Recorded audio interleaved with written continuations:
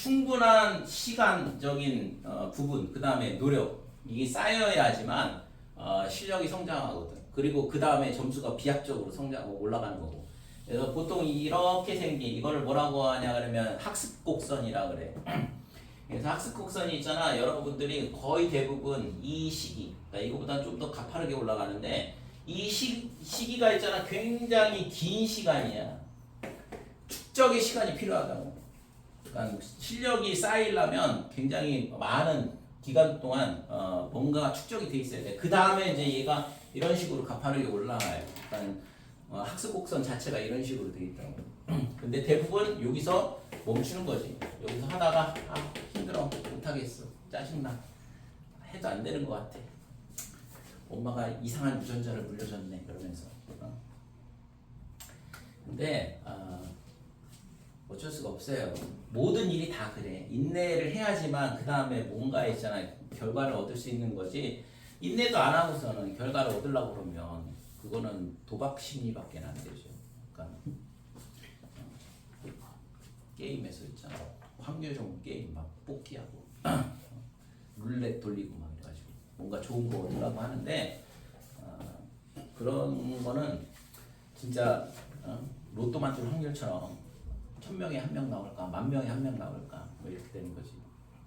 거의 대부분은 이 곡선을 따라서 움직인다라고 보면 돼요. 그래서 결국에는 내가 얼마만큼의 시간을 투자할 거냐, 그 다음에 시간을 투자할 수 없다 그러면 한 가지 방법이 있어. 집중력을 높이는 거야.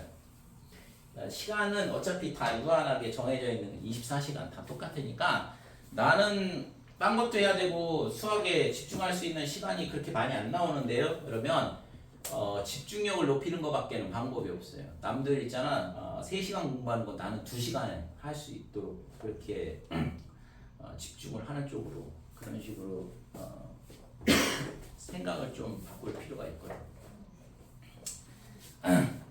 그리고 있잖아 잠깐 그 여인영 선생님이 얘기했을 텐데 다음 주 화요일부터 있잖아 수원수투 그 문제 기출문제 풀이 특강 수업 있는데 신청한 사람 아무도 없죠?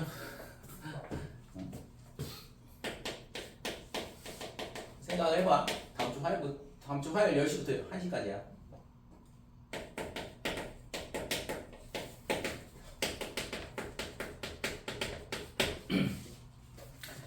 그래서 내 수업을 듣든 안 듣든 그거는 중요한 게 아니고 아무튼 있잖아 겨울방학 때 있잖아 수원수투 미친듯이 열심히 해놓으시고 기출문제 있잖아 정리 다 해야 돼. 그 다음에 미적분은 있잖아 지금 뭐 원래는 있잖아 좀 더 빨리 나가면 좋겠지만 빨리 나간다고 실력이 쌓이지 않거든 미적분 같은 경우에는. 그래서 원래 조금 미리 한번 보고 겨울방학 때 다시 보고 이런 식으로 하면 조금 더 좋기는 한데 뭐 그거는 뭐 어쩔 수 없는 얘기고. 그래서 내가 빨리 해주고 빨리 진도 나가고 빨리 뭐 해준다고 해서 있잖아 여러분들 실력이 쌓이지 않아요. 그게 현실이야. 그래서 최대한 있잖아 이해 위주로 공부를 해야 되고 그 다음에 반드시 내가 있잖아 그 왜 이렇게 되는지에 대해서 의문을 갖고 공부를 해야 되고 아까 얘기했다시피 외워버리면 안 돼요. 외우는 순간 더 이상 생각이 사고가 끼어들 여지가 없거든. 그러면 거기서 발전이 안 돼. 그래서 여러분들이 어떤 문제는 푸는데 어떤 문제는 안 풀려요. 근데 선생님들 입장에서는 이거 똑같은 문제인데 아니 3 더하기 5를 하면 8인데 왜 8 빼기 5를 하면 3이 나오는 걸 모르냐 이거지. 똑같은 개념인데 물론 있잖아 뺄셈이면 다른 개념처럼 보이지만 가르치는 입장에서는 똑같은 거 아닐까 이런 생각을 많이 하죠. 그래 그 간극에서 오는 게 문제는 뭐냐 그러면 결국에는 이제 그게 선생님의 전달력의 문제이고 학생에 맞춰서 이제 전달을 해줘야 되는데 그게 이제 잘 안 되는 경우가 있는 거지. 나도 이제 뭐 그런 부분이 뭐 비일비재하게 발생을 하고 그래서 잘 모르겠으면 반드시 얘기를 해줘야 돼요. 나 잘 모르겠는데 왜 자꾸 빨리빨리 나가냐 이런 식으로 태클을 걸어야지. 가만히 있으면 있잖아 다 잘 이해가 됐나? 그러고서는 진도를 나가게 되고 그 다음에는 이제 나중에 테스트 보면 엉망이고 이렇게 되는 거지. 그래서 기본적으로 있잖아 수업은 4시간 오늘처럼 이렇게 2시간은 문제풀이 그 다음에 뭐 오늘은 첫 시간이라서 수원 쪽 테스트를 좀 봤던 거고 다음 시간부터는 이제 배운 거에 대한 복습 겸 테스트 진행을 할 거고, 그다음에 수업은 본 수업은 2시간 이렇게 돼요. 그래서 실제 여러분들이 기본적으로 있잖아, 문제 푸는 양이 어느 정도는 나와야 돼. 수학은 반드시 그게 필요하거든. 그러니까 이해만 한다고 해서 될 거였으면 수학은 있잖아, 다른 과목들 생각을 해봐봐요. 초등학교 때부터 생각을 해봤을 때 다른 과목들은 국어, 수학 뭐 이런 식으로 뭐 과목은 좀 과목 이름은 다르겠지만 다른 과목은 익힘책이라는 게 없어. 근데 수학만 있거든. 수학 익힘책 있잖아.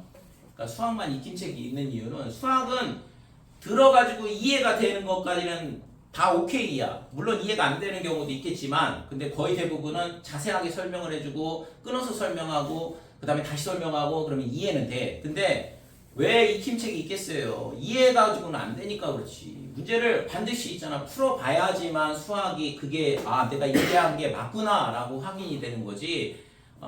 그렇지 않으면 이해만 한 상태에서 넘어가게 되면 문제는 안 풀려요. 그게 이제 항상 이제 직면하는 문제지. 그래서 기본적으로 수학 문제는 일정 수준의 문제를 일정 양은 꼭 반드시 풀어야지만 본인께 되고, 그 다음에 그게 이해가 돼요. 그리고 문제를 풀다 보면 개념이 잘 이해가 되는 경우가 있어. 그래서 애들 있잖아요, 양치기 하는 애들이 많은 거거든. 양치기는 시간 많을 때나 가능한 얘기고, 그것도 있잖아, 끈기도 엄청 좋은 애야 돼.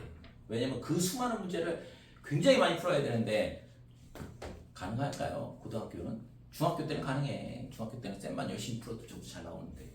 근데 고등학교는 양치기를 해가지고서는 한계가 있다 이거죠. 시간적인 한계, 그 다음에 내 집중력의 한계, 그 다음에 그거를 얼마만큼 유지를 하냐의 그 부분도 문제가 되고.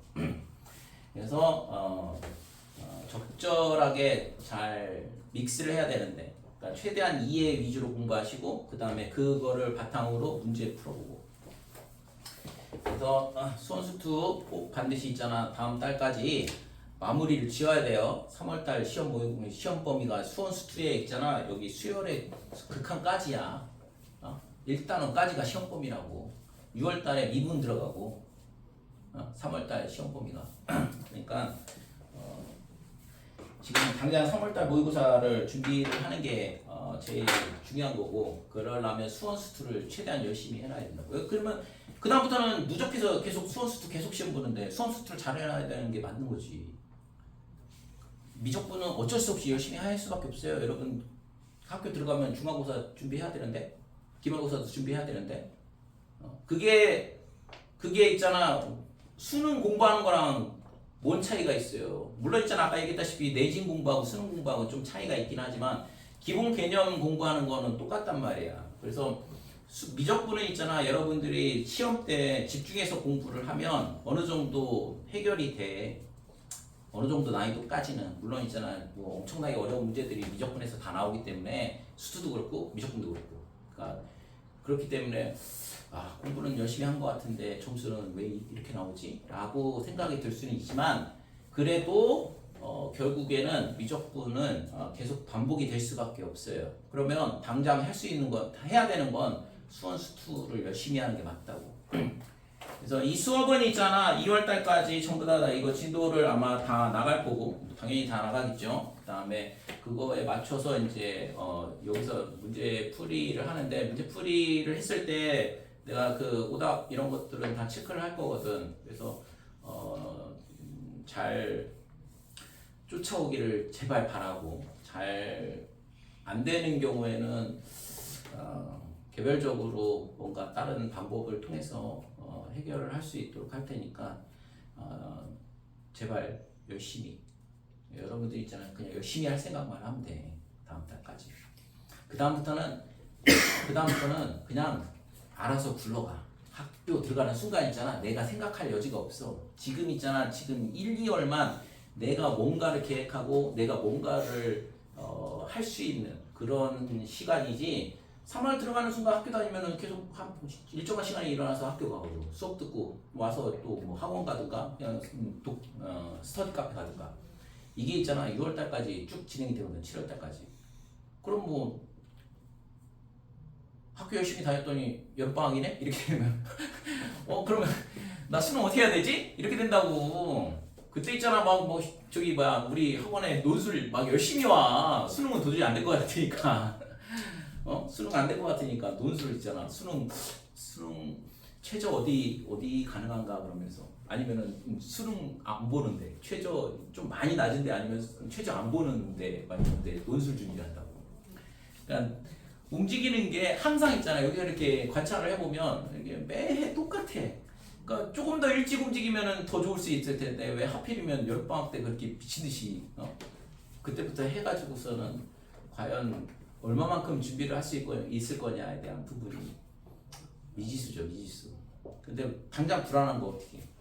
당장 대학을 가야 되는 상황이고. 그래서 그런 우를 범하지 마시고 지금 당장 열심히 공부를 하세요. 다른 과목을 하든가. 그거 좋은데 이과 선택했잖아. 그러니까 수학을 최대한 잘 하는 게 아무래도 유리한 거고 나중을 봐서도 당연히 중요하고. 자, 수열의 극한의 대수관계 이렇게 돼 있는데 지금 이거 샌드위치 정리에 대한 부분인데 AN이 BN보다 작거나 같다 이렇게 돼 있을 때 리미트 N이 무한대로 갈 때 AN의 극한값하고 리미트 N이 무한대로 갈 때 BN의 극한값하고 얘가 등호가 성립이 되겠죠? 당연한 얘기 아니에요? 수열의 값이 있잖아. 이렇게 대수관계가 이렇게 명확하면 당연히 극한값도 이렇게 될 텐데 여기 등호가 빠져도 이렇게 되더라는 거. 됐죠? 그러니까 등호가 빠져 있어도 극한값은 같을 수 있다. 그러니까 예를 들어서 AN이 n 더하기 1분의 1이다. 그 다음에 BN이 n분의 1이다. 이렇게 되면 당연히 대수관계는 이쪽이 더 크겠지. 분모가 하나 더 작으니까. 근데 극한값은 둘 다 0으로 가잖아요. 그래서 등호가 빠져 있더라도 극한값은 같다. 저 등호가 들어간다는 거.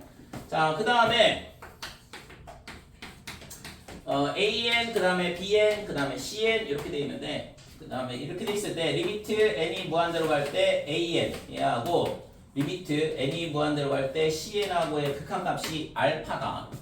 그러면 반드시 뭐가 되냐면 리미트 N이 무한대로 갈 때 BN도 알파로 갈 수밖에 없더라. 이렇게 되는 거죠. 그죠? 이거를 샌드위치 정리다 이렇게 얘기를 하는 거고 얘도 마찬가지로 여기가 등호가 빠져도 극한값은 극한값은 같을 수 있어요. 그죠? 그러니까 이렇게 되면 실제 여기 하나 더 썼어야 되네. 여기다 극한을 취하게 되면 등호가 들어간다 이거지. 그래서 샌드위치 정리에 대한 부분은 함수의 극한에서 또 많이 했던 거니까 넘어갈게요. 그래서 실제 있잖아 부등식 관련해서 나오는 극한 문제는 전부 다 뭐냐 하려면 샌드위치 정리 문제가 돼. 그리고 있잖아 참고로 내신에서는 문제가 나올 수 있지만 수능에서는 안 나와요. 이 부분은 지금까지 본 적이 없어. 근데 올해 나오면 어떡하지? 그러니까 수열의 극한에서 이 샌드위치 정리 쓰는 문제가 수능에서는 나온 걸 거의 본 적이 없는 것 같아. 물론 있잖아 뭐 나올 수는 있어요. 자, 1번 보면 9번 보면 9n제곱에 n제곱 더하기 1 그 다음에 an 그 다음에 3n 플러스 2의 제곱이다 이렇게 있고 자 그랬을 때 얘를 있잖아 an에 대한 극한값을 구하라 그랬는데 그러면 n제곱 더하기 1로 양변을 나눠주면 n제곱 더하기 1 양수니까 부등호 방향 안 바뀌겠죠. n제곱 더하기 1 여기도 전개를 해볼게요. 9n제곱에 12n 더하기 4다 이렇게 되는 거고 자 그랬을 때 극한을 취하게 되면 리미트 n이 무한대로 갈 때 n제곱 더하기 1 분의 9n제곱 그 다음에 등호 들어간다고 했죠. 리미트 n이 무한대로 갈 때 an이다 이렇게 되고 그 다음에 리미트 n이 무한대로 갈 때 n제곱 더하기 1분의 9n제곱 플러스 12n 더하기 4다 이렇게 될 거고 자 그래서 얘가 최고차항의 수가 전부 다 최고차항이 2차 전부 다 2차식이죠. 그래서 극한값은 9가 되겠지 이거 최고차항의 개수입이 그 다음에 이쪽도 마찬가지로 최고차항의 개수입이 9니까 얘도 9가 될 수밖에 없다 이렇게 되는 거죠. 그렇죠? 자, 그 다음에 10번 보면 리미트 n이 무한대로 갈 때 그 다음에 1 플러스 n제곱분의 사인의 n 세타 이렇게 돼 있는데 삼각함수에 대한 이런 극한 문제는 있잖아. 나중에 뒤에서 삼각함수의 극한이 따로 단원이 있어요. 그래서 거기서 다루는 거는 조금 뭐 이거보다는 훨씬 더 복잡한 형태가 되는데 기본적으로 있잖아. 삼각함수에 대한 극한은 나중에 다루는 그 패턴을 잘 봐야 돼. 그래서 뭐 여기서는 아직 그걸 안 배웠기 때문에 여기서 생각할 수 있는 건 뭐밖에 없냐 그러면 당연히 사인 세타의 범위, n세타의 범위가 마이너스 1보다는 크거나 같고 1보다 작거나 같다. 이 사이에서 계속 왔다 갔다 하죠. 그죠? 파동을 그리면서, 파도 모양을 그리면서 움직이는 그래프가 나오게 되는데, 그러면 얘를 뭐 하면 되냐 그러면 n제곱, 1 더하기 n제곱으로 나누면 여기도 1 더하기 n제곱, 여기도 1 더하기 n제곱 이렇게 되겠죠. 그래서 이런 부등식 형태가 되면서 샌드위치 정리를 쓸 수 있는 형태가 된다. 그치? 그래서 따라서 리미트 n이 무한대로 갈 때 1 더하기 n제곱분의 빼기 1, 그 다음에 리미트 n이 무한대로 갈 때 1 더하기 n제곱분의 사인의 n세타, 그 다음에 리미트 n이 무한대로 갈 때 1 더하기 n제곱분의 1 이렇게 되는데 n이 무한대로 가면 얘 0으로 가잖아요. 얘도 0으로 가고 그러니까 얘도 0으로 갈 수밖에 없더라 이렇게 되는 거지. 됐지요? 그래서 이 수열의 극한에서 나오는 사인, 코사인에 대한 부분, 탄젠트는 나올 일 없겠죠? 탄젠트는 있잖아 무한히 커지거든. 그치?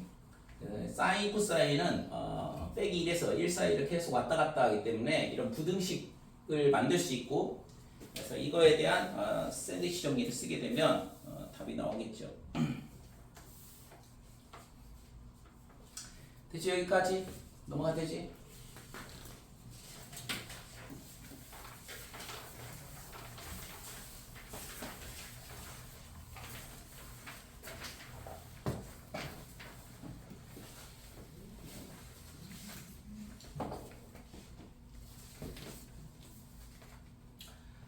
자, 등비 수열의 극한에 대한 부분. 자, 아까 맨 처음에 얘기했다시피 등차 수열은 안 나온다고 그랬어요.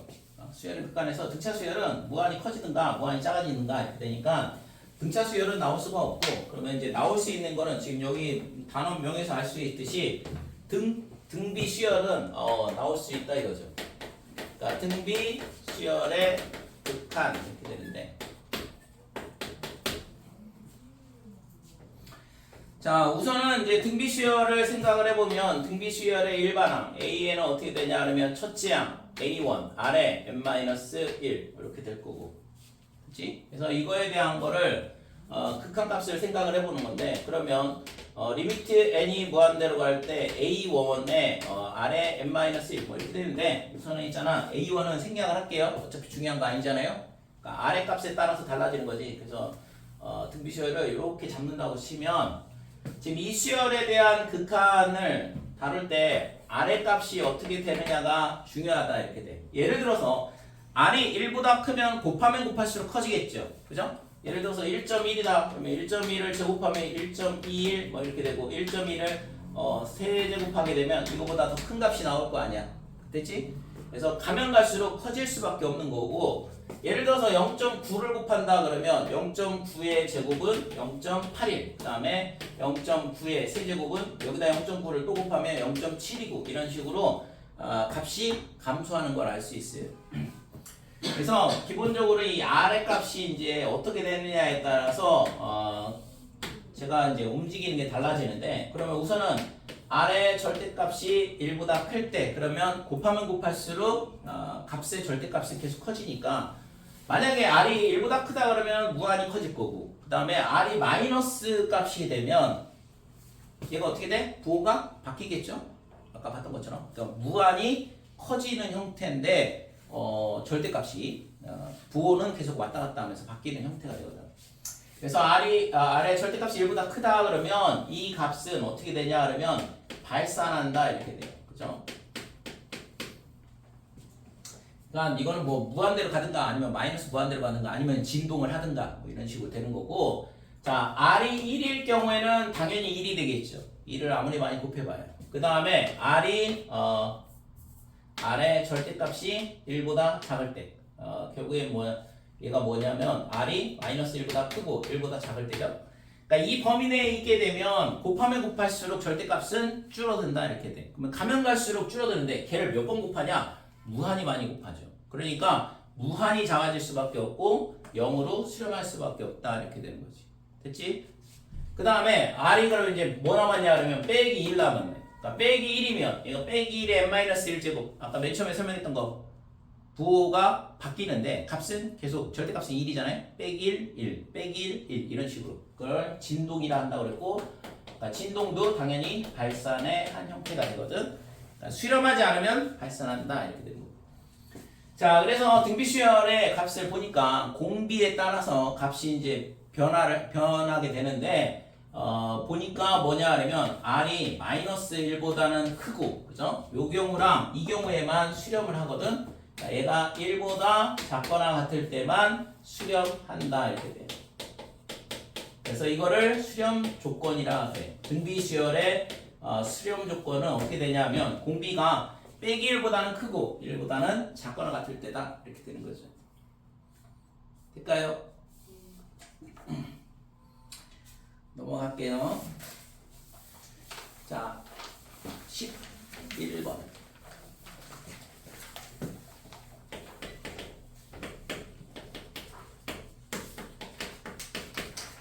자, 리미트 n이 무한대로 갈 때 3의 2n제곱 마이너스 그 다음에 8의 n제곱 분의 그 다음에 8의 n 더하기 1 그 다음에 더하기 3의 2n 마이너스 2 되는데 자 얘가 있잖아 등비 수열에 대한 극한이야. 그러니까 지수 형태로 주어져 있으면 등비 수열이고 그러니까 이 새로운 수열이잖아요.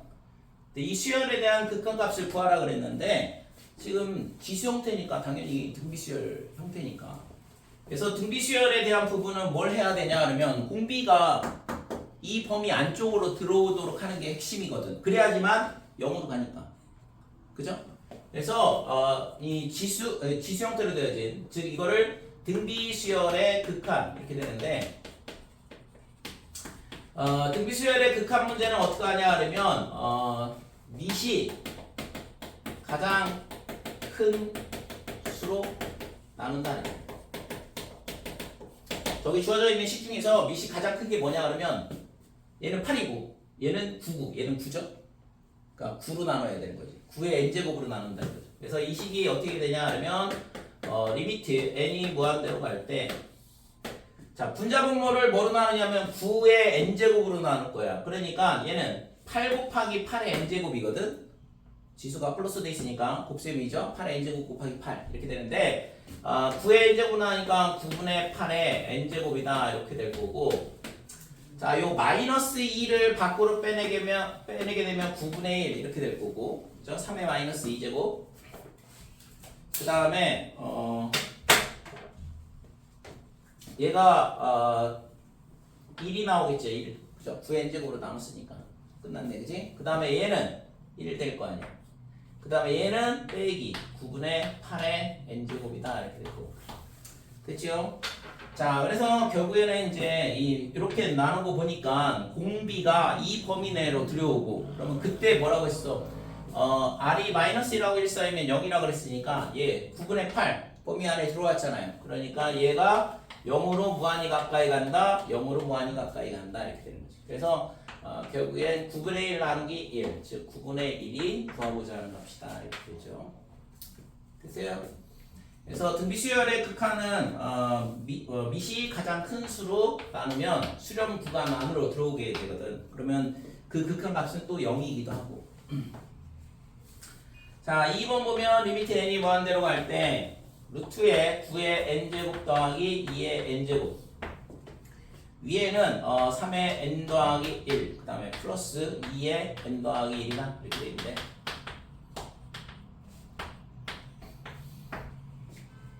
밑이 있잖아. 얘가 루트 9의 n제곱 이렇게 되면 3의 n제곱이죠. 그래서 3의 n제곱이 밑이 3인 경우가 제일 큰 거니까 3의 n제곱으로 나누자 이렇게 돼. 그러면 위에는 얘는 3의 n제곱으로 나누면 3 남을 거고 요 2의 n 더하기 1제곱이니까 2 곱하기 이렇게 되는데 2의 n제곱을 3의 n제곱으로 나누면 3분의 2의 n제곱 이렇게 돼서 0으로 간다 이렇게 돼.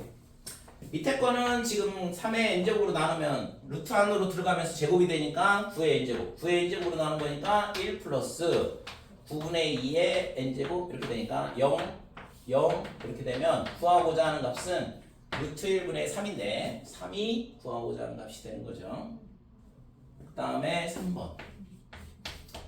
자, 리미트 n이 무한대로 갈 때 3의 n제곱 마이너스 2의 n제곱의 극한값을 구해봐라 그랬는데, 자, 얘도 있잖아. 밑이 3인 게 가장 큰 거니까. 근데 얘는 있잖아. 분수 형태가 아니기 때문에 나눌 수가 없죠, 그죠? 그래서 얘를 뭘로 하냐면 분수를 만들어 놓고 있어요. 얘를 3의 n제곱으로 묶게 되면 1 이렇게 되고, 얘를 3의 n제곱으로 나눈 거니까 3분의 2의 n제곱 이렇게 되죠. 그래서 이 뒤에 있는 거는 0으로 사라지고 3의 n제곱, 그러면 n이 무한대로 가면 당연히 무한이 커지겠죠? 그렇죠? 얘는 그래서 발산이다. 됐지?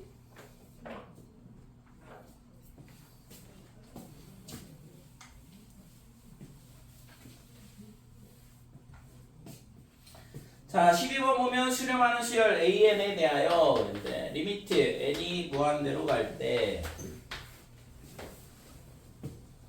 4의 n제곱 a의 n 마이너스 3의 n 플러스 2 그 다음에 4의 n 플러스 1 마이너스 플러스 2의 n제곱의 an. 자, 이거의 극한값이 2다 그랬거든. 그래서 리미트 an이 얼마냐 이렇게 되는데, 자, 이거는 있잖아. 수렴한다고 가르쳐 줬어요. 그래서 리미트 n이 무한대로 갈 때 an이 수렴한다고 했으니까 뭐 이거를 알파를 하자 이거지. 그러면 지금 얘는 그냥 상수로 가. 알파로 무한히 가까이 가니까 뭐 얘도 당연하고, 그러면 얘는 등비 수열이니까 결국에는 공비가 가장 큰 걸로 나눈다고 했잖아. 밑이 가장 큰 거. 그치? 그러니까 이런 것들은 어떤 특정한 값으로 가까이 가기 때문에 극한값은 결국에는 등비 수열의 극한 문제로 풀면 되는 거거든. AN이 여기서는 중요한 게 아니죠. AN을 구하라고 했지만, 그래서 얘가 지금 리미트 n이 무한대로 갈 때 그러면 얘가 밑이 4, 얘는 4, 얘는 3, 2 그러면 4의 n제곱으로 나누면 되겠네요. 그죠? 그래서 4의 n제곱으로 나누면 4 플러스 이걸 4의 n제곱으로 나누니까 2분의 1의 n제곱 an 이렇게 되고, 밑에 거는 an 그 다음에 빼기 얘는 9 곱하기 3의 n제곱인데 4의 n제곱으로 나눴으니까 4분의 3의 n제곱 이렇게 되고, 그래서 밑이 지금 공비죠. 공비가 마이너스 2하고 1 사이에 있다 그러면 0으로 수렴한다고 그랬잖아. 얘네는 전부 다 0으로 간다 이거죠. 그래서 an분의 4가 극한값인데 이 값이 2라 그랬으니까 당연히 an은 얘가 알파로 수렴한다고 했죠. 그래서 알파가 얼마가 되냐 그러면 2가 된다 이렇게 되는 거죠. an은 2로 수렴할 수밖에 없다 이렇게 돼. 됐어요? 네.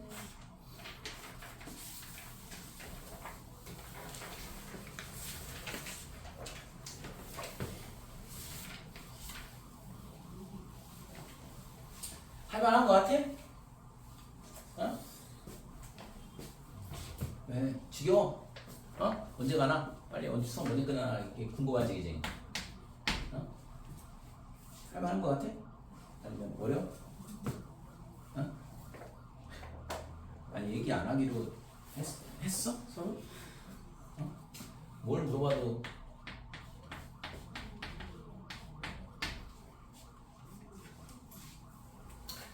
자, 다음 등비 수열이 수렴하도록 그랬는데, 그럼 여기서 공비는 뭐냐 하면 얘는 x에 x-2 이렇게 묶으면 n제곱 이렇게 되잖아. 그러니까 지금 이 안에 있는 얘가 공비가 되는 거고, 그래서 x에 x-2가 마이너스 1보다는 크고 수렴 조건이 아까 등호 들어가죠. 이쪽은 1보다 작거나 같으면 되겠다 이렇게 되는 거지. 자, 그래서 이거는 뭐 연립등식이죠. 이쪽하고 이쪽하고 이렇게 연립 2차원 등식인데, 그래서 x의 제곱 마이너스 2x 그 다음에 얘가 넘어오면 플러스 1 얘가 0보다 크다. 그래서 이거 완전 제곱식이니까 x 마이너스 1의 제곱이 0보다 크다. 이렇게 되려면 x가 1이 아니기만 하면 되죠. 그죠? x가 1이 아닌 모든 실수가 해가 될 거고, 마찬가지로 이쪽도 성립이 돼야 되니까 x의 제곱 마이너스 2x 마이너스 1이 0보다 작거나 같다 이렇게 되고, 이거의 해는 x는 큰 근보다 크고 작은 근보다 작아야 되니까 근해 공식 쓰면 짝수 근해 공식 마이너스 B 프라임 뿔만데 작은 거부터 써야 되니까 이렇게 되고 요거의 제곱 절반의 제곱 빼기 H니까 2가 되죠? 그치? 그 다음에 1 플러스 이쪽은 반대쪽은 루트 2 되고 자 그래서 얘랑 두 개를 동시에 만족을 해야 돼. 그래서 지금 구하고자 하는 값은 어떻게 되냐 그러면 얘가 1 마이너스 루트 2는 여기 음수인데 이거 그 다음에 1 플러스 루트 2는 여기가 되고 1은 이 사이에 있겠죠. 그러면 실제 우리가 구하려고 하는 건 1은 아니다 그랬고 그 다음에 1이 아닌 모든 수야 모든 수. 첫 번째 거를 이렇게 노란색으로 표시해 볼게요. 그러니까 여기 요거 하나 구멍 뚫리고 전부 다고 얘는 마이너스 1 빼기 루트 2부터 1 플러스 루트 2까지. 그러면 공통 부분은 어떻게 되냐 그러면 지금 이 부분하고 이 부분하고 두 개가 되는 거죠. 그러니까 이 범위 내에 있으면 제가 수렴을 한다 이렇게 되는 거지. 자, 그 다음에 2번 보면 똑같은 문제인데 x의 2-x의 n-1 이런 수열이 있는데 얘가 또 수렴하도록 해봐라 그랬으니까 x가 뭐냐 그러면 이거는 첫째 항이야. 그럼 x가 0이면 당연히 전부 다 0이니까 수렴하겠죠. 그치? 공비하고 상관없이 x가 0이 되는 순간 모든 항이 다 0이 돼버리잖아. 그러니까 이 경우에는 수렴한다 이렇게 되고 그 다음에 2 빼기 x가 공비죠. 2 빼기 x가 공비인데 이 값이 마이너스 1보다 크고 1보다 작거나 자 2씩 빼주면 마이너스 3 마이너스 x 그 다음에 2씩 빼줬으니까 빼기 그 다음에 마이너스를 전부 다 곱하면 부동호 방향 바뀌어야죠. 음수 곱하니까 1보다 크거나 같고 3보다 작다 이렇게 되는 거지. 그래서 x가 0이든가 또는 1보다 크거나 같고 3보다 작으면 수렴을 하더라 이렇게 돼요. 그러니까 등비 수열의 수렴 조건만 잘 기억을 하면 어렵지 않게 풀 수 있는 문제.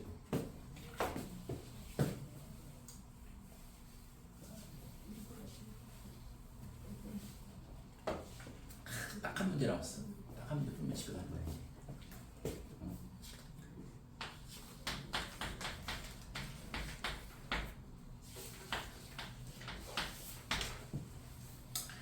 자, 이거의 극한값을 구해봐라 그랬는데 극한값을 구하시오. 그래서 이제 우리가 앞에서 다뤘던 거는 그냥 등비수열 형태로 주어져 있는데 지금 얘가 있잖아. 이렇게 R이 문자로 들어와 있을 때 그러면 이 수열의 극한값은 어떻게 되냐 이건데 첫 번째 그러면 우선은 등비수열 문제라는 거를 알아야 돼요. 저걸 보고 뭐 지금 당장 문제는 그 등비수열밖에 안 배웠으니까 이런 형태는 그래서 당연히 그렇게 하겠지만 이제 시간이 지나도 이런 모양이 딱 지수 형태로 주어져 있고 n이 무한대로 간다 이런 형태는 수열의 극한 문제다 이거지.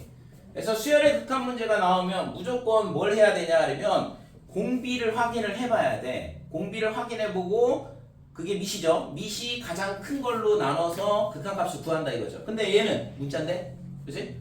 그러니까 문자일 경우에는 어떻게 돼? 아까 맨 처음에 범위 나누는 게 어떻게 나눴어요? 마이너스 1, 1 이렇게 되죠?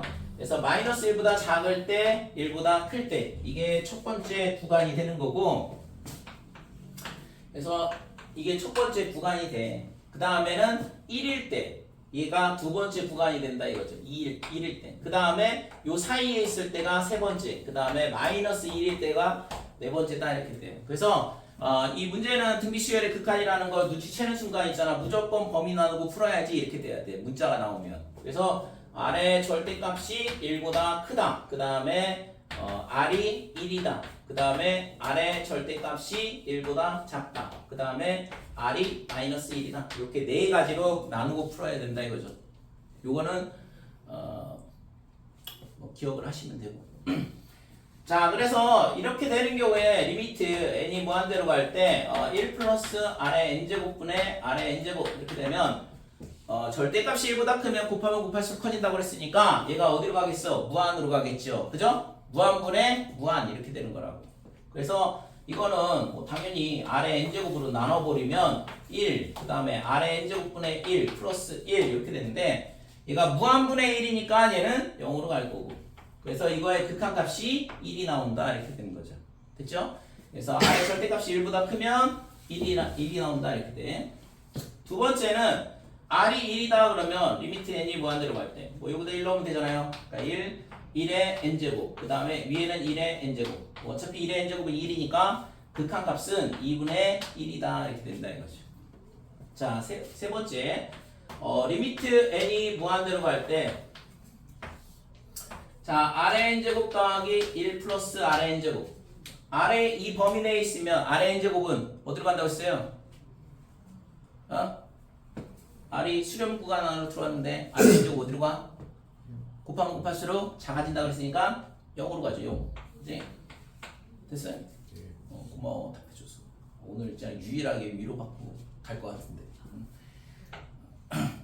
자, 얘도 0으로 가고 그러니까 얘가 0이다 이렇게 돼요. 됐어요? 자, 그 다음에 네 번째는 리미트 n이 무한대로 갈 때 마이너스 1을 여기다가 넣게 되면 1 플러스 마이너스 1의 n제곱 그 다음에 마이너스 1의 n제곱 이렇게 되는데 얘가 n이 만약에 홀수라 그러면 0 되잖아. 분모가 0 되면 값 없잖아요. 그죠? 그래서 이거는 극한값이 없다 이렇게 돼. n이 있잖아. 뭐 계속 커지는데 홀수 짝수를 계속 왔다 갔다 할 텐데 짝수가 되면 2분의 1이고 홀수가 되면 값이 없는데 그죠? 분모가 여기 되니까. 그래서 이거는 극한값이 없다 이렇게 돼요.